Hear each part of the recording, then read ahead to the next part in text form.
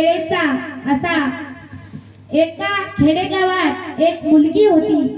तिचं काम संपून ती घरी जाण्यास निघाली व वाटेत काही गुंड होती.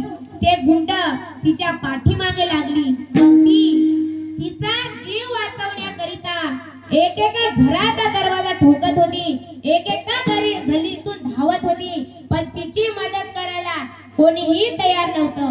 शेवटी ती एका घराजवळ आली आणि खिडकीतून आत बघितलं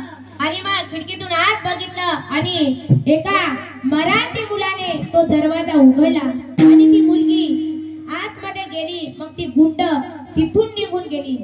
तेव्हा तो मुलगा म्हणतो, ताई, मीही एवढ्या तरणाटात घरी आहे, मीही तुझा बलात्कार करू शकतो, मीही तुला मारून टाकू शकतो, तू कोणाच्या भरोश्यावर माझ्या घरामध्ये थांबली?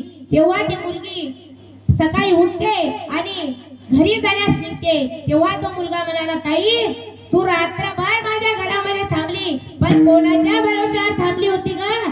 सांग ना, तू सांग ना. मग ती काय करते, ती सांगून देते की मग तो मुलगा म्हणतो, मी एवढा तरणाटाट गडी आहे, मी तुझा बलात्कार करू शकतो. मग ती मुलगी म्हणते, दादा, मी माझं काम संपून घरी जाण्यास निघाली होती. मग वाटेत काही गुंड